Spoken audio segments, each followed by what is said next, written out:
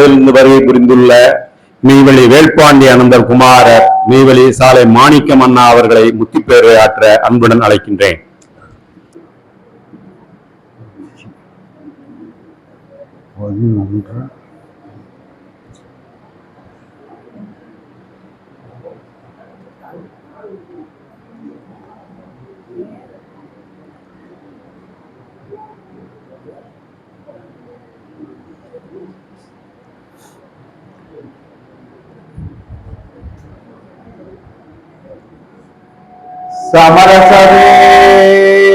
சமரசவேதனாதாவே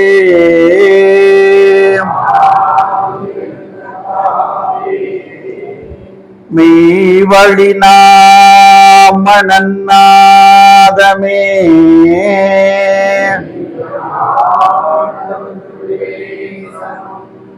முத்திபூர்ணம்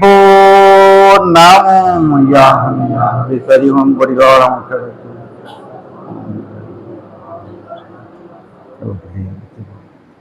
அனைவருக்கும் நமஸ்காரம்.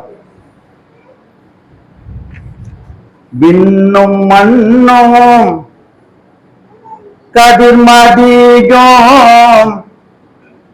மின்பநீதாரகையோம் மின்பநீதாரகையோம் விண்ணும் மண்ணும் கதிர்மதியோம் மின்பநீதாரகையோம்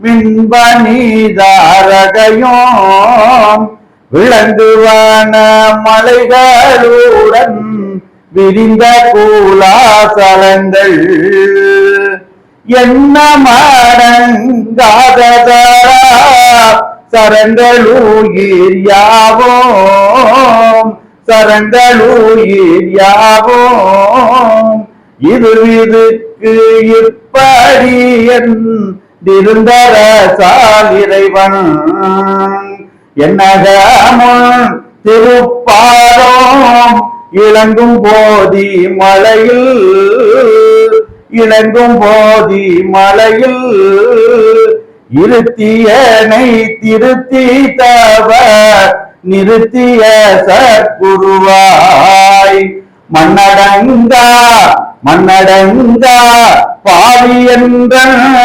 மீதிலன்னாளிறங்கி மீதிலன்னாளிறங்கி மனம் தளீர மரபு வந்த மௌன குரு காப்பே.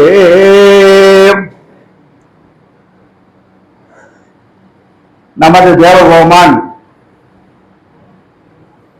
குருகொண்டல் திலகபிரான் அண்டாண்டங்களும் கடந்து விளங்கும் அகிலாண்ட கோடி பிரம்மாண்ட கைலை நாடு அவர்களுடைய கருணையாலும் அவர்களுடைய தயவாலும் அவர்களுடைய இரக்கத்தாலும் இந்த மதுரை சித்திரை மாத தெய்வீக சபையானது இங்கே மிகவும் சீரும் சிறப்புமாக நடைபெற்றுக் கொண்டிருக்கிறது என்றால் அது மிக ஆகாது.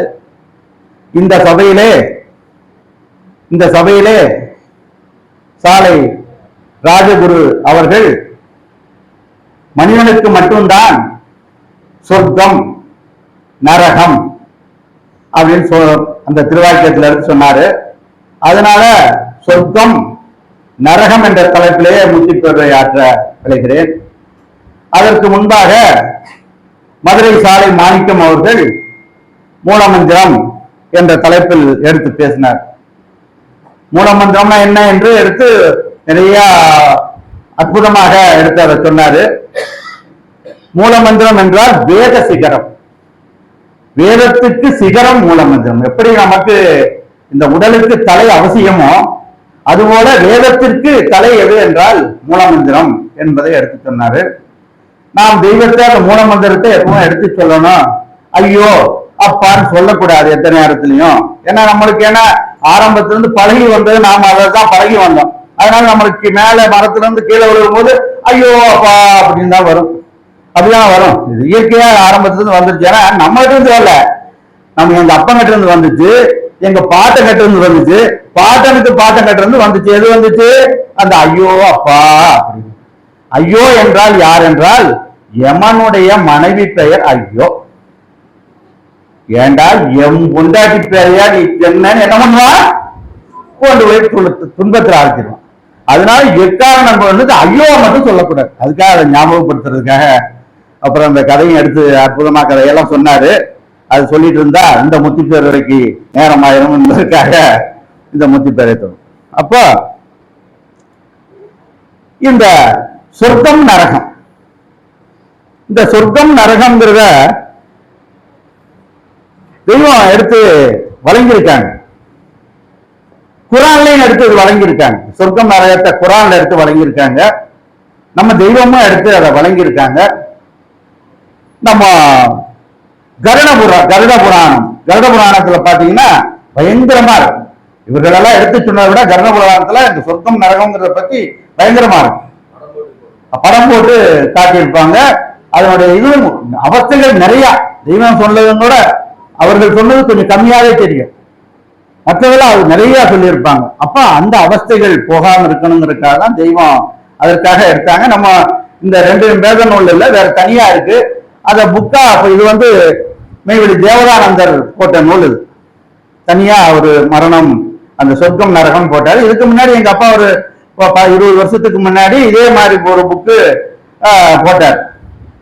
சொர்க்கம் நரகம்னு போட்டாரு. இத நம்ம என்ன அப்பா என்றால் வேல்பாண்டி வாங்கி விட்ட வண்டி மாட்டு ஜோடிக்காலை, வேல்பாண்டி வாங்கி விட்ட வண்டி மாட்டு ஜோடிக்காலை, வாழ் தூக்கி காலை ரெண்டும் பையாரி போடுதடா, கோலெடுத்தா தம்பியோ அந்த கோலெடுத்தாடா தம்பி என்று தெய்வத்தால் நாமம் சூட்டப்பெற்ற மெய்வெளி வேல்பாண்டி அனந்தர் அவர்கள் என்னுடைய தூல தந்தை. அவரும் இந்த மாதிரி நூலை எடுத்து முதலையே வைத்திருந்தார். அது இவருக்கு ராமச்சந்திரன் கவர்னரா இருந்தார் கேரளாவில். அவருக்காக அதை எடுத்து எழுதி அவருக்கு இதை அனுப்பிச்சாரு. நேராவும் பார்க்க சொல்லி நேராவும் பார்த்து கவர்னரை பார்த்து பேசிட்டார். அவர் இந்த விஞ்ஞானத்தை தமிழ் தெரியும் இல்லையா, அதனால பார்த்து அதுக்குன்னு டைம் கேட்டு ஒரு நாள் போய் அதையும் பார்த்து பேசிட்டு வந்தேன். அப்படியா? துரியாசனந்தரும் கூட போனாலும் எனக்கு தெரியாது, இப்பதான் தெரியும். சரி.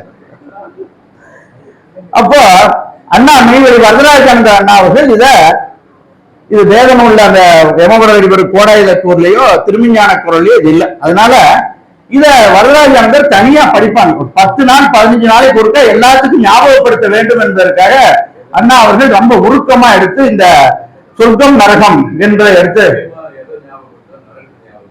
அதுதான் ரெண்டும் தான் சொர்க்கம். ஏன்னா எடுத்த உடனே நரகத்தை போட்டு கஷ்டப்படுத்த வேண்டாமே, சொர்க்கத்தை சொல்றான் அப்படிங்கிறக்காக எடுத்து சொல்றான். அப்ப சொன்னாங்க எடுத்து சொல்றாங்க, யானை முதல் எறும்பு கடை 84,100,000 ஜீவராசிகள் இந்த உலகத்துல. எத்தனை ஜீவராசிகள்? யானை முதல் எறும்பு கடை 84,100,000 ஜீவராசிகள் இந்த உலகத்துல இருக்கு. அது எதுக்காவது இந்த சொர்க்கம் நரகம் உண்டா என்றால் இல்லை. சொன்னார் அவர், யாருக்கு இந்த சொர்க்கமும் நரகமும்? இந்த மனிதனுக்கு மட்டுமே அந்த சொர்க்கமும் நரகமும் என்பதை எடுத்து சொல்றாங்க. அப்ப ஏன் மனிதனுக்கு மட்டும் அந்த சொர்க்கமும் நரகமும், மற்ற ஜீவராசிகளுக்கெல்லாம் இல்லையே? ஏன் மனிதனுக்கு மட்டும் சொர்க்கமும் நரகமும் என்றால், மனிதனுக்கு மட்டுமே சொர்க்கம் இருக்கு, நரகம் என்றால் மனிதனுக்கு மட்டுமே தெய்வம், வேற இருக்கலாம் தெய்வம் கிடையாது. மனிதனுக்கு மட்டுமே தெய்வம், மனிதனுக்கு மட்டுமே நன்மை, மனிதனுக்கு மட்டுமே தீமை, மனிதனுக்கு மட்டுமே உயர்வு, மனிதனுக்கு மட்டுமே தாழ்வு, மனிதனுக்கு மட்டுமே 6வது அறிவு, மனிதனுக்கு மட்டுமே அற்புதமான வாக்கறிவு. இந்த அற்புதமான வாக்கறிவு முதலே கொடுத்தாங்க. முக்கியமான ஒண்ணு, இந்த மிருகங்கள் தனக்கு கொடுத்திருக்கிற அந்த 5 அறிவை கொண்டு கெடுதல் செய்யறதில்லை. தனக்கு கெடுதல் வந்தா அதை காப்பாற்றிக்கணும், அப்படிய தனிப்பட்ட முறையில கெடுதல் செய்யாது. ஆனா மனிதன் இந்த 6வது அறிவை வைத்துக் கொண்டு என்ன பண்றானா, அடுத்தவனுக்கு தீங்கு செய்யறதுலயே குறியா இருக்க. அதனாலதான் எல்லாத்துக்கும் இந்த நரக தண்டனையாக வருது. அது இல்லாம எதற்காக இந்த 6வது அறிவை தந்தார்களோ அந்த அறிவை பயன்படுத்தி அந்த இறைமுறைகளை அறிய முயற்சி செய்வதில்லை. முயற்சியாவது செய்யணும். அடைவது என்பது வேறு, முயற்சி என்பது வேறு. தெய்வம் ஒரு திருவாக்கியத்தை எடுத்து சொல்லும் போது, நீ என்னை நினைத்து 300 மைலுக்கு அந்த பக்கம், உலகம் அழிவுனாலும் கூட 300 மைலுக்கு அந்த பக்கம் இருந்து உன் கால் நடக்க முடியலனாலும் கூட என்னை நினைத்து நீ உருண்டு கொண்டே வந்தால் வரும்போதே நீ அடக்கமாக்கினா உனக்கு என்ன சொர்க்கம் என்பதை அற்புதமாக எடுத்து சொன்னாங்க. அதனால அந்த முயற்சி பண்ணணும் போது, அப்புறம் அடையிறது போறது வர்றது பின்னாடி. அப்ப அதுக்காகத்தான் தெய்வம், அந்த அச்சப்பாடுக்காகத்தான் சொர்க்க நரகத்தை எடுத்து நமக்கு ஞாபகப்படுத்தி தெய்வம் அந்த இதுல ஆக்குறாங்க. அப்போ அது சொல்றேன், மேலும் மனிதன் மட்டுமே நித்தியனாகவோ அனித்தியனாகவோ ஆக முடியும். நித்தியம் என்பது என்னன்னா, துயர் அறுவது நித்தியம், துயர் அறுவது நித்தியம், துயர் உருவது அனித்தியம், துயர் உருவது அனித்தியம். மனிதனுக்கு மட்டுமே நித்திய மரணம் அனித்திய மரணம். அது என்ன நித்திய மரணம் அனித்திய மரணம் என்றால், அதாவது நியாய மரணம் அநியாய மரணம். நியாய மரணம் அநியாயம், அது நமக்கு தெரியும். நியாய மரணம் எது, அநியாய மரணம் என்பதெல்லாம் தெரியும். அப்போ அநியாய மரணம் என்றால் என்ன? அதாவது அநியாய மரணம் என்றால் என்ன? முதல் அநியாய மரணம்னா என்னன்னு தெரிஞ்சுக்கணும்னு சொல்றேன். அநியாய மரணம் என்றால் என்ன என்பதை நாம் தெரிந்து கொள்ள வேண்டும் என்று தெய்வம் அந்த திருவாக்கியத்துல எடுத்து வழங்குகிறாங்க. முதல் அநியாய மரணம் என்ன அப்படின்னு அது சொல்றாங்க. ஒருவனுக்கு பசி வந்தால் தாங்க முடிகிறதா? யாராவது பசி வந்தா ஒரு நேரம் தாங்கலாம். காலையில பசியாட்டு வந்தா உடனே இது கொடுக்குறாங்க, ரோஸ் மில்க். ரோஸ் மில்க் இப்ப கொஞ்ச நேரத்திலேயே குழுன்னு வந்து கேட்கட்டுமே அப்படிங்கறதுக்காக இந்த ரோஸ் மில்க் கொடுத்து அந்த பசியை கொஞ்சம் பசியை நீக்கிறாங்க. அப்ப ஒரு நேரம் பசியா இருந்தா பரவாயில்ல, 2 நேரம் பசி இருந்தாலும் கூட தாங்கிக்கலாம். 3 நேரம் 4 நேரம் பசியா இருந்தா தாங்க முடியுமா? முடியாது. என்ன பண்றாங்க, எதையாவது ஒரு சப்பாத்தியோ இட்லியோ இல்ல பழைய சோறோ, அல்லது பாருங்க ஒருத்தர் நம்ம ரோட்ல எல்லாம் பார்த்தோம்னா அவசரத்துக்கு வேலை செய்யற தொழிலாளிகள் என்ன பண்ணுவாங்க அப்படின்னா, அந்த பசிக்குங்கிறக்காக ஒரு வடை ஒரு டீ, ஒரு வடையும் ஒரு டீயும் சாப்பிட்டுட்டு அப்புறம் பார்த்துக்கலாம் பசிப்பாடு, ஏன்னா அந்த வயிறு கேட்க மாட்டேங்கிறதுக்காக அதை செய்வாங்க. அப்ப அதை சொல்றாங்க, அப்படி சாப்பிடுவாங்க. இப்போ இது இந்த பசி வந்தா 3 நாள் 4 நாள் பசி, 3 நாள் 4 நாள் பசி வருது. அப்ப எழுகின்ற பசி இதை விட கொடுமையா இருக்குமா கம்மியா இருக்குமா? இதை விட கொடுமையா. 4 நாள் சாப்பிடலன்னா என்ன பசி இருக்கும்? சரி, அந்த 4 நாளைக்கு பிறகு சாப்பிடுறதுக்கு ஏதாவது கொண்டு வந்து கொடுத்தா ருசி பார்க்கறது உண்டா? ருசி பார்த்து சாப்பிடுவோமா? மனம் பார்த்து சாப்பிடுவோமா? ஏதாவது சாப்பிடுவோம், ருசி மனத்தை பார்க்காம எப்படியாவது வயிறு நிறைஞ்சா பரவாயில்ல அப்படின்னு சாப்பிடும். அது போல நல்லா சொல்றேன், அது போல 9 மடங்கு. நான் நல்லா கவனிக்கணும், 4 நாள் சாப்பிடலன்னா எழுகின்ற பசி எப்படி இருக்குமோ அது போல 9 மடங்கு பசி நரகத்தின் நுழைக்கடவு. நுழைக்கடவுனா என்ன? வாசப்படி. அதற்கு போய் உள்ள தண்டனை வேற. நரகத்துக்குள்ள நுழைஞ்ச உடனே எதை கொடுக்குறாங்க? புதுமையான அந்த சாப்பாட்டு தரித்திரியத்தை எடுத்து, அந்த உணவு தரித்திரியத்தை எடுத்து கொடுக்குறாங்க. அதுதான் அந்த நுழைக்கடவு அப்படிங்கிறாங்க. அப்ப அதுதான் அநியாய மரணத்தின் நுழைக்கடவு. நுழைக்கடவு என்றால் வாசப்படி, அதான் நுழையாது கூட்டாங்க. அநியாய மரணம், இது அநியாய மரணம் அடையாம நித்திய மரணம் அடைந்த அந்த சுகிர்தவாதிகள், அதற்கு பேர் என்ன சொல்றாங்க? சுகிர்தவாதிகள் என்று நியாய மரணம் அடைந்தவர்களுக்கு தெய்வம் எடுத்து வழங்குறாங்க. அவங்களுக்கு எப்படி அப்படின்னா, இப்ப இருக்கிற பசியில 4 நாள் சாப்பிடலன்னா அப்ப எழுகின்ற 9 மடங்கு பசி அந்த நரகவாதிகளுக்கு தரப்படுகிறது. இந்த சுகிர்தவாதிகளுக்கு எவ்வளவு கொடுக்குறாங்கன்னா, இப்ப இருக்கிற பசியில 9ல 1 மடங்கு. அதாவது நான் 4 இட்லி சாப்பிடுறேன்னு வைங்க, எனக்கு 1/2 இட்லி இருந்தா 4 இட்லி சாப்பிட்டா அதுக்கு 1/2 இட்லி 9ல 1 மடங்கு இருந்தா சாப்பிடும். அவ்வளவு. அது சாப்பிடுறது எப்படியா போனா ஆவியாக போகும். அது சாப்பிடுறது எப்படியா போனா ஆவியாக போகும் என்று. அப்போ தெய்வம் அதை எடுத்து சொல்லும் போது, அந்த ஊரின் பெயரே நரகம் என்றால், அந்த ஊருக்கு பேர் என்ன? நரகம். அந்த ஊரின் பெயரே நரகம் என்றால் அங்கு தின்பதற்கு மிட்டாயா இருக்கும் நரகலைத்தான் தின்ன வேண்டும். என்னதுங்கன்னா நரகலைத்தான் தின்ன வேண்டும். இதையெல்லாம் சொல்லி ஒருத்தர்கிட்ட இந்த உலகத்துல நல்லபடியா இருக்கும் போது, அந்த சாவிலிருந்து தப்பிக்க, அந்த பிறவிப்பினியிலிருந்து தப்பிக்க நீ முயற்சி செய்ய வேண்டாமா என்று யாருக்கையாவது கேட்டாங்க. இந்த உலகத்துல பேசும்போது என்ன கேட்டா என்ன சொல்றாங்க தெரியுமா? இந்த வாய்க்கும் இந்த கொண்டு போய் கையை கொண்டு போய் வாயில வச்சு இதுக்கே எனக்கு நேரம் இல்லையே, இதுக்கே எனக்கு நேரம் இல்லையே, இந்த சாப்பாட்டை தீர்க்கறதுக்கு எனக்கு நேரம் இல்லையே, இதை பத்தி பாக்குறதுக்கு எனக்கு நேரம் உண்டா என்று கேட்டு அதை அல்ல தட்டிடுறாங்க. அதுதான் சொல்றாங்க. அப்போ அதுக்குத்தான் இந்த நரக தண்டனை வருகிறது. அங்கு இங்க எப்படி சப்பாத்தி, இட்லி, பூரி இன்னும் வகை வகையா இருக்கு இல்லையா? அது போல அங்க எப்படி இருக்குன்னா நரகத்துல 7 ரகமான நரக குவியல்கள். 7 ரகமா. இங்க இட்லி அரிசியில் இருந்தா எல்லா இட்லி, தோசை இன்னும் என்னென்னமோ செய்யறோம், எத்தனையோ ரகமா. அது போல அந்த நரகத்திலேயே 7 விதவிதமா. டேஸ்டா சாப்பிட்டுமே, டேஸ்டா சாப்பிடலாம் இல்லையா? அதுக்காக 7 ரகமான நரக குவியல்கள் அங்க சொர்க்கத்தை நரகத்துல இருக்கு. அப்ப அந்த நரகத்துல அங்க 7 ரகமான நரக குவியல் வச்சது இல்லாம பக்கத்துல 9 அங்குல கொம்புகளை உடைய கிங்கிலியர், 9 அங்குலம், 3/4 அடி கொம்புகளை உடைய கிங்கிலியர்கள் காவலுக்கு இருப்பாங்க. அந்த காவலுக்கு என்ன வச்சிருப்பாங்கன்னா உருக்கு அக்கினி சாட்டை. என்ன வச்சிருப்பாங்க? உருக்கு அக்கினி சாட்டை வச்சிட்டு இருப்பாங்க அவங்க. அப்போ நரக பசியின் கொடுமையாக 9 மடங்கு பசின்னு சொல்லிட்டாங்களே, 4 நாள் சாப்பிடலன்னா ஏற்படுற அந்த பசி ருசி மனம் பாப்பானா அப்படின்னு கேட்கறாங்க இல்லையா? அதுக்காக என்ன பண்றாங்க அவர்கள்ட்ட? அந்த நரக பசியின் கொடுமை தாங்காது நரகளை திருடி தின்பவர்களை அந்த உருக்கு அக்கினி சாட்டை கொண்டு விளாசுவார்கள். யார் விளாசுவா? கிங்கிலியர்கள் விளாசுவார். இப்படி விளாசி விளாசி விளாசி விளாசி நரகத்துல ஒரு தேகம் கொடுப்பாங்க. இப்ப இந்த உலகத்துல ஒரு தேகம் கொடுத்திருக்காங்களே, ஒவ்வொருத்தருக்கு ஒரு தேகம் கொடுத்த மாதிரி அந்த நரகத்துல ஒரு தேகம் கொடுப்பாங்க. இப்ப இந்த தேகத்துக்கு அளவுக்கு அதிகமான துன்பம் வந்தா இந்த உயிர் இந்த தேகத்தை விட்டு போயிடும். அளவுக்கு அதிகமான இன்பம் வந்தாலே என்னாகும்? இந்த தேகத்தை விட்டு இந்த உயிர் போயிடும். ஆனா அந்த தேகம் என்ன நெருக்குதல் வந்தாலும் இந்த தேகம் மொத்தம் இந்த உயிர் போகுமா என்றால் போகாது.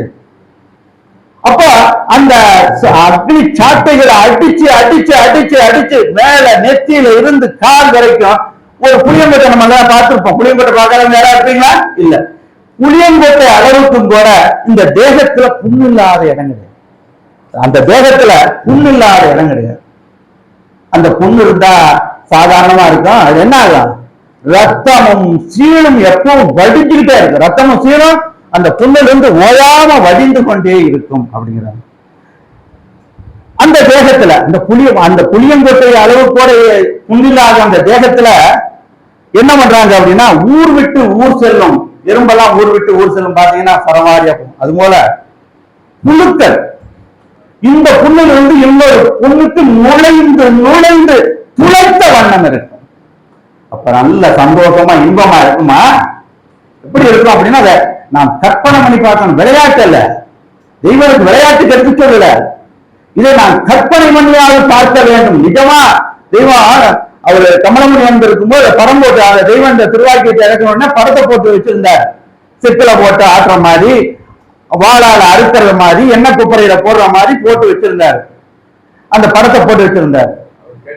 ஆமா, அவர் கேட்டாராம், நரகத்தை காட்டுனா உண்மையே தான். நரகத்தை நம்ம கண்ணுக்கு முன்னாடி இப்ப யாராவது தெய்வம் காட்டாங்க அப்படின்னு சொன்னா நம்ம அடுத்த க்ஷணம் சாப்பிட முடியுமா என்றால் முடியாது. அடுத்த நேரம் ஒரு வேலை போய் பார்ப்போமா என்றால் முடியாது. மனைவியை நினைப்போமா என்றால் முடியாது. மகனை நினைப்போமா என்றால் முடியாது. இதெல்லாம் நினைக்கட்டுங்கிறதுக்காக தான் அந்த நரகத்தை நம்ம கண்ணுக்கு முன்னாடி தெய்வம் காட்டாமல் இருக்கிறார்கள் என்பதை நாம் உணர வேண்டும். இது உணர்வது மட்டுமல்ல, நினைத்தாக பார்க்கிறோம். எப்படி தெய்வம் நம்மட்டாக நம் கருணை கொண்டு இதையெல்லாம் படைத்து வைத்திருக்கிறார்கள் என்பதை நாம் நினைக்க வேண்டும் என்பதற்காக சொன்னார். அப்போ அது இல்லாம எரிப்பூச்சி கடிகளின் வேதனையும் கூடிக்கொள்ளும் சீல் வடியும் அந்த புண்களின் மேல் மொளோர் என்று கதண்டளவான ஈக்கள், இந்த ஈ தெரியும் இல்லையா, இது கதண்டளவான ஈக்கள் இந்த சதையை பிச்சு பிச்சு பிச்சு பிச்சு சாப்பிடும். அப்ப அது எப்படி இருக்கும் என்று பீத்து தின்று கொண்டே இருக்கும். கீழே என்ன பார்த்தா கீழே இதெல்லாம் மேல தேகத்துல, கீழே என்னன்னு நீங்க பாத்தீங்கன்னா பாம்பு, சீயா, தேளு, நட்டுவாக்காளி எல்லாம் இங்கே காலுக்கு கீழே. இப்ப இந்த காலுக்கு கீழே இருந்தா நான் இங்க நிப்பனா? நிக்க முடியுமா? யாராவது ஒரு பாம்பு இங்க வந்துச்சுன்னா நம்ம யாராவது உட்கார்ந்து இருப்போமா? என்னதான் மெய்ஞானம் பேசினாலும் எனக்கு ஓடிடும். ஏன் அந்த பயம்? ஆனா அங்க நரகத்துல நல்லா கவனிக்கணும், பாம்பு, சீயா, நட்டுவாக்காளி, தேளு எல்லாம் வந்து காலுக்கு அடியில் இருக்கும். ஆனா இவன் கிட்ட பத்தி எறியக்கூடிய அந்த கொடுமையான நரக பசியினுடைய வேதனைக்கு இது ஒரு பொருட்டே அல்ல. எது? இந்த பாம்பு தெய்வம் திருவாக்கியத்தை எடுத்து சொல்றாங்க, ஏண்டா உனக்கு 10 நாளைக்கு ஒரு தண்டனைனா, எங்க இங்க ஜெயில 10 நாள் ஒரு தண்டனை போட்டுட்டா எதையாவது வித்து கொண்டாட்டி தாலியும் கூட வித்து கொண்டு போய் அதை மீட்டுட்டு வரையே, அங்க என்னடா பாம்பு, சீயான், தேளு, நட்டுவாக்காளி வச்சு கடிக்க விடுறானா, நேரத்துக்கு சோறு போடுறானே, அதுக்கே இப்படி பண்றியே. நிஜமாக 10 நாள் இல்ல, 50 வருஷம் இல்ல, 500 வருஷம் இல்ல, 1000 வருஷம் இல்ல, லட்சம் வருஷம் இல்ல, கோடி ஆண்டுகள் அல்ல, கற்பாண்ட கோடி ஆண்டுகள் இப்படியே அவஸ்தையாக இருந்தால் அது எப்படிப்பட்டது என்று நினைத்து அதிலிருந்து திருந்த வேண்டும் என்பதற்காக இந்த 10 நாள் தண்டனையை தெய்வெடுக்கணும். அங்க என்னடா செய்யறான்? இதுக்கே இப்படி செய்தி. அப்ப அந்த தண்டனையிலிருந்து நாம் மீட்டுக் கொள்வதற்கு இந்த உலகத்துல நீ தலைகளாக நின்றாலும் கூட இந்த 100 வருஷம் வாழணும், தலைகளா நின்றாலும் கூட பரவாயில்லடா, அதை ஏத்துக்கணுங்கிறாங்க. 100 வருஷம் தானே தலைவர் நின்றா பரவாயில்லையே. அந்த 100 வருஷம் தலைகளா நிக்கலன்னா என்ன ஆகும்? அந்த கற்பாண்ட கோடி காலம் இந்த நரகத்தில் அவசரப்பட வேண்டும் என்பதற்காக இதையெல்லாம் அற்புதமா தெய்வம் எடுத்து சொல்றாங்க. இந்த துன்பம் எல்லாம், இந்த துன்பம் சொன்ன துன்பம் எல்லாம் அவனுக்குள் பத்தி எறியும் பசி கொடுமையின் முன் ஒரு பொருட்டாகவே போனாது. இந்த துன்பத்திற்கு இடையில் தின்ன நமக்கு நரகம் கிடைக்கவில்லையே, எங்கே எப்படி திருடி தின்போம் என்ற அந்த நினைவை அலைமோத ஐயோ பசிக்குதே, ஐயோ பசிக்குதே, சகிக்க முடியவில்லை என்று கதறியபடியே இருப்பான். அப்பொழுது இந்த புண்களின் ஓரத்துல, இந்த புண்களுடைய ஓரம் இருக்கு இல்லையா, அதுல எல்லாம் சீல் வடிந்து கட்டி கட்டியா அங்கங்க தொங்கும். இந்த பசிக்கூர்மை தாங்காம நரகல திருடி தின்னா கிங்கிலியர்கள் அடிக்கிறாங்க, நரக குவியலையோ கண்ணுக்கு முன்னாடி வச்சிருக்காங்க இல்லையா. ஆனா திருடியை தீக்க முடியாது, அடிக்கிறாங்க. ஆனா பசிக்கூர்மை தாங்க முடியல. அதுக்காக தம் பொண்டாட்டியோ பிள்ளையோ, நல்லா கவனி, பொண்டாட்டியோ பிள்ளையோ தம் பக்கு சீவரிந்து இருக்கிற பக்கை எடுத்து வாயில பிச்சு போட்டுக்கிட்டாங்கன்னா உடனே அடிச்சு அதை புடுங்கி என் சொத்தை நீ ஏன் சொத்தே, யார் சொத்த? நம்முடைய சொத்தை நீ ஏன் நீ என் சொத்தன்னு சொல்லி புடுங்க நம்ம வாயிலே, அதே அவங்க வாயிலே போட்டுக்கோங்க. அப்போ இங்க எப்படி அக்காக்கெல்லாம் அண்ணா வந்துட்டாரு அப்படின்னா, எவ்வளவு காலையில போனீங்களே சாயந்தரம் வர்ற வரைக்கும் பசி இல்லாம இருக்கீங்களா, சாப்பிட்டீங்களா, சாப்பிடலையா, என்ன அவங்க நீ சாப்பிட்டியா, நீ சாப்பிடலையா, பிள்ளைகளை பார்த்தா இவங்க கொஞ்சம் பார்த்தா பிள்ளைகளை சாப்பிடு சாப்பிடு வேண்டானாலும் விடுறதில்ல, சாப்பிடு சாப்பிடு சாப்பிடு. பேரம் பேத்திகளா அதை விட இப்படி சாப்பிடணும் சொல்றமே, இங்க நல்லா நினைச்சு பார்க்கணும். இந்த எண்ணத்தை ஊட்டி கொண்டிருந்த இறைவன் இந்த உலகத்துல, அந்த உலகத்துல என்ன தண்டனையா கொடுக்குறாங்க?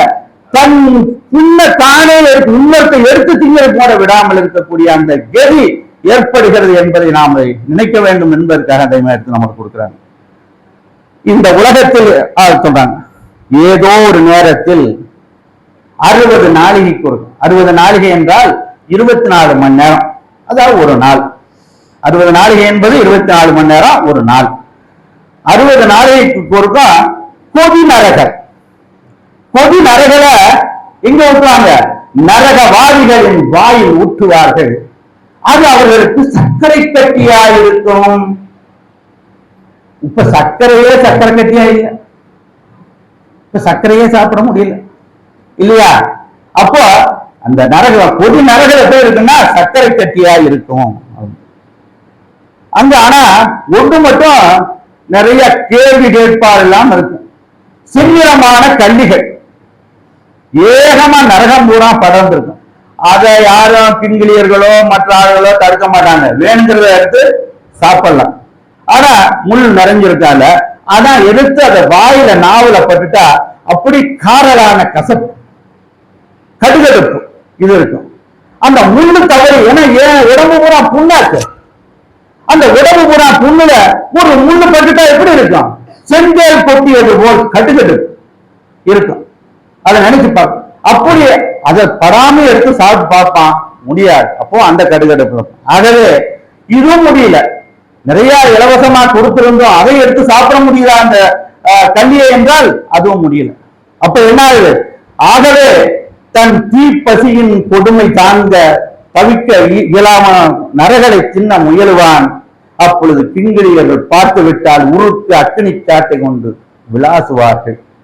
அப்பா ஒரு பாடல், அறிவான பொருள் தேடி அறிவான பொருள் தேடி அலைந்தலைந்து சாவார், அலைந்தலைந்து சாவார், அறிவிருக்கும் தலம் அறியார் அறிவினே போவார். அறிவான பொருள் தேடி அறிவான பொருள் தேடி அலைந்தலைந்து சாவார், அலைந்தலைந்து சாவார், அறிவிருக்கும் தலம் அறியார் அறிவினே போவார். குறையாத பொருளை மிக குறையாத பொருளை மிக கொள்ளையிட ஆசை, கொள்ளையிட ஆசை, கொள்ளையிட பொருளும் இல்லை கொடுப்பாரும் இல்லை. கொள்ளையிட பொருள் தேடி கொள்ளையிட பொருள் தேடி குவலயத்தில் அலைந்து குவலயத்தில் அலைந்து கொள்ளை கிடைக்காமல் மன குறையாலே வாடி விழாமல் துயரம் அதில் இறந்து ஓத வேண்டாம், இறந்து ஓத வேண்டாம். வேண்டும் மட்டும் தேடிக்கொள்ள விட்டான் அந்த வீட்டை. இங்க என்ன பண்ணிட்டான்? வேணும் மட்டும் திருடிக்க, அங்க திருட முடியாது. இங்க வேண்டும் மட்டும் தேடிக்கொள்ள விட்டான் அந்த வீட்டை. அந்த வீட்டுல என்ன? இங்க திருடல அப்படின்னா அங்க அந்த வீட்டில் ரத்னமலை, அந்த வீட்டில் ரத்னமலை, அனந்தங்கோடி குவியல், அனந்தங்கோடி குவியல். எந்த மட்டும் திருடிக்கொள்ள எவருக்கு மனமும் பொருத்தம். மனம் இருந்தா திருடிக்கலாம், ஆனா இங்க திருடமா என்றால் இல்லை. அந்த அனந்தங்கோடி, அப்ப அந்த வீட்டில் ரத்னமலை அனந்தங்கோடி குவியல், எந்த மட்டும் திருடிக்கொள்ள எவருக்கு மனம் பொருத்தம். திருட மனம் உள்ளவர்கள் திருத்தலிமா பார்த்து திருட மட்டும் திருடிக்கொள்ள என்ன கொடுத்தார்? திருவாக்கும் கொடுத்தார். எத்தனை ரத்தன அனந்தங்கோடி குவியலாக வைத்திருக்கிறார்கள். அதை இங்க திருடவில்லை என்றால் அந்த திருவாக்கை திருட அவங்க அனுமதி கொடுக்கிறாங்க. அனுமதி கொடுத்தும் நாம் திருடவில்லை என்றால் அங்க அந்த நரக பசியின் கொடுமை தாங்காது. அந்த நரகளை திருடி தின்னதான் ஆக வேண்டும். அங்க சவுத்தடி உருக்கு அக்கினி சாட்டை கொண்டு விலாசினால் வாங்கியே தீர வேண்டும் என்பதைத்தான் தெய்வம் இங்க எடுத்து நமக்கு எடுத்து வழங்குறாங்க. இந்த அடியின் வாதனை பொறுக்காமல் இனி திருடி திங்க மாட்டேன், அடிக்க வேண்டாம் என்று சொல்வதை கிங்கிலியர்கள் கேட்பாங்களா அப்படின்னா கேட்க மாட்டாங்க. ஏன் அப்படின்னா அவர்களுக்கு செவிப்புலது இல்லை. அதனால என்ன பண்ணுவாங்க? கோனை கிண்டல் பண்றாங்க, கோணங்கி பற்றி திட்டுகிறார்கள் என்று நினைத்து உடனே தன்னுடைய கொம்புகளால் குத்தி கிழித்து இம்சிப்பார்கள். அந்த புண்ணான தேகத்துல குத்தி கிழித்து இம்சிச்சா எப்படி இருக்கும்? கிட்டியில் நெருக்கி வைத்து வாட்டுவார்கள், வாளால் அறுப்பார்கள் என்று கொடுக்கிறாங்க. நெருக்கி வைத்து வாளால் அறுப்பாங்க. அப்போ இந்த உயிர் போனால் தேவலாமே என்ற எண்ணம். இந்த உயிர் போயிட்டா பரவாயில்லையே, எத்தனை நாளைக்கு, ஆனால் சாக முடியுமா என்றால் முடியாது. ஏன்னா நித்தியமான தேகம். அப்போ ஏன் அப்படின்னா, ஏன் அப்ப மட்டும் அந்த தேகம் அப்படின்னா, இப்ப இருக்கிற தேகத்துக்கும் அந்த தேகத்துக்கும் என்ன வித்தியாசம் என்று நாம் தெரிந்து கொள்ள வேண்டும். இப்ப இருக்கிற தேகமானது, இந்த தேகம் உயிர் வேறு உடல் வேறு என்று ரெண்டு சேர்ந்து இணைக்கப்பட்ட தேகம். உயிர் வேற உடல் வேற, அது ரெண்டையும் சேர்த்து இணைந்ததுனால ஒரு அளவுக்கு மீறின இன்பமோ அளவுக்கு மீறிய துன்பமோ வரும்போது இந்த உடலை விட்டு இந்த உயிர் போயிருது. அங்க அப்படி இல்லை, செம்மண்ணும் தண்ணீரும் பிசைந்து உருவாக்கப்பட்ட தேகம். செம்மண்ணும் தண்ணீரும் பிசைந்து உருவாக்கப்பட்டுனா அந்த மறுபடியும் பிசைஞ்ச வரைய அந்த தண்ணி செம்மண்ல இருந்து தண்ணியை பிரிச்செடுக்க முடியுமா என்றால் முடியாது. அப்படிப்பட்ட தேகம் அது கொடுக்குறாங்க. அதை எந்த நெருக்கலாலும் எந்த ஒண்ணும் பண்ண முடியாது. அதனால எப்பவும் இருந்துகிட்டே இருக்கும். அந்த இந்த உலகத்தில் அதை அறிவிக்கிறதுக்காக ஆஸ்பெட்டாஸ், கல்நார் ஆஸ்பெட்டாஸ் படைக்கப்பட்டது. அந்த ஆஸ்பெட்டாஸ் எரியுமே ஒளி தான் எரியாது. அந்த சூட்டை எல்லாம் வாங்கி கொள்ளுங்கள், எரியுமா என்றால் எரியாது. அதுபோல அந்த மேல இருந்து அறுத்தாங்கன்னா, மேல இருந்து அந்த வாளால் அறுத்தா என்ன ஆகுனா, இப்ப ஐஸ் கட்டியை அறுத்தோம் அப்படின்னு சொன்னா அறுத்த அந்த கத்தி கீழே போக அந்த ஐஸ் கட்டியானது மேல சேர்ந்துகிட்டே வரும். அதுபோல இந்த தேகத்தை நம்ம தேகத்தை அறுத்த என்னவாக அந்த மேல ஒட்டிக்கிட்டே வரும். ஐஸ் கட்டி மாதிரி மேல ஒட்டிக்கிட்டே வரும். அதனை மறுபடியும் அறுப்பாங்க, மறுபடியும் ஒட்டிக்கிட்டே வரும், மறுபடியும் அறுக்கணும், ஒட்டிக்கிட்டே வரும். இது ஒரு நாள் நெடுநாளா எத்தனை கோடி ஆண்டுகள் என்று நாம் நினைத்தால்தான் ஞான கர்ப்பம். இது ஏன் இந்த பயத்தை ஏன் உண்டு பண்ணானா, மரண பயம் தான் ஞான கர்ப்பத்தை உண்டாது. அப்ப ஞான கர்ப்பம் ஏற்பட்டா பிறக்கிற குழந்தை என்ன குழந்தையா பிறக்கும்? ஞான குழந்தையாக. அந்த ஞான கர்ப்பம் ஏற்படுங்கிறதுக்காக அப்ப ஞான குழந்தை பிறக்க வேண்டுமானால் இந்த பயம் ஏற்பட வேண்டும் என்பதற்காக எடுத்து சொல்றாங்க. அப்போ அப்புறம் ஒன்னொன்னு, என் பொண்டாட்டி புள்ள பேரன் பேத்தி எல்லாருமே இருப்பாங்க. அடையாளம் தெரியுமா? ஏன்னா முகத்துல இருந்து கால் வரைக்கும் பொண்ணு அப்படி யாருமே உருவம் தெரியாது. அப்படிப்பட்ட அகோரமான தேகம் அது. அதுக்கு ஆனா அடையாளம் தெரியாது. ஆனா துணி மட்டும் நாத துணி, நாத தேகம். அர்த்தம் நாதம் ஒரு தேகம். இந்த நாதம் இருக்கிறது அது ஒரு தேகம். இந்த நாதம் மட்டும் இந்நாள் இது என் மனைவி, இது சாந்திதான், இது மகள், இது பேரன் பேத்தி அப்படிங்கிறது தெரியுமே ஒழிய மற்றது தெரியாது. அப்படி வச்சுதான் அடையாளம் கண்டுபிடிச்சுக்கணும் அப்படிங்கிறாங்க. அது இருக்கிறதுக்காக எடுத்து சொல்றாங்க. இப்படி தவியாய் தவிக்க நரகத்திலிருந்து இப்படி தவியாய் தவிக்கும் போது ஒரு எண்ணம் ஓடும். நரக வேதனையிலிருந்து தப்பிக்க ஒரே வழி இந்த மெய்வழிதான் என்று ஆதரவாய் கூறி எச்சரித்தார்களே. ஐயோ, இந்த கனிவுடன் அழைத்த அந்த குரல் கேட்குதே. ஐயோ, மனம் போன போக்கில் போய் இப்படி அழிநரகுக்கு ஆளானேனே என்று தொண்டை கிளிய கதறி துடிப்பான். படீர் படீர் என்று முகரையில் அடித்து அறைந்து கொள்வான். அதனால என்ன ஆகும்? ரத்தமும் சீலும் சிதை வறுமை உடைய இந்த உயிர் போகுமா என்றால் போகாது. ஐயோ, ஓயா பசி வாழ்த்துதே, ஐயோ ஓயா பசி வாழ்த்துதே என்று அவனை அறியாமல் அவன் வாய் வீறிட்டு அலரும். எத்தனை காலத்திற்கு என்றால் அது யுகங்கோடி காலத்திற்கும். அதே நேரத்தில் இந்த மெய்வழியில் சார்ந்து நின்றவர்களின் பேரின்ப தங்க திருமேனி அவர்கள் கண் முன் காட்டப்பெறும்.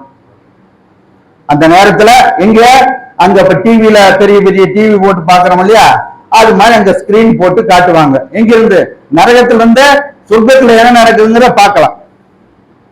ஏன்னா தெரிஞ்சுக்கணும் இல்லையா? அன்னைக்கு கேட்டிருந்தா நாமும் இந்த மாதிரி இருந்திருக்கலாம். அதுக்காக சொல்றாங்க, நாம் பெற்றுள்ள இந்த அழியாத நரக அவஸ்தை உடலாச்சே, இதற்கு சாவு கிடையாது, இந்த கதியிலேயே அப்படின்னு. அப்போ இந்த அநியாய மரணத்திலிருந்து தப்பித்து நாம் அடைய போகும் சொர்க்கவதி வாழ்வின் வர்ணனை சொல்லி முடிக்க முடியாத சிறப்புடையது. அதை பின்னாடி சொல்றதுக்கு முன்னாடி நம்ம நல்லா நம்ம எல்லாரும் கேட்டுக்கணும். நான் வேற இல்லை, நீங்க வேற இல்லை, இந்த உலகத்துல இருக்கிறவங்க எல்லாம் வேற அல்ல, எல்லாம் ஓர் உயிர், ஓர் ஜீவன் என்று நாம் முதல் நினைச்சு பழகணும்.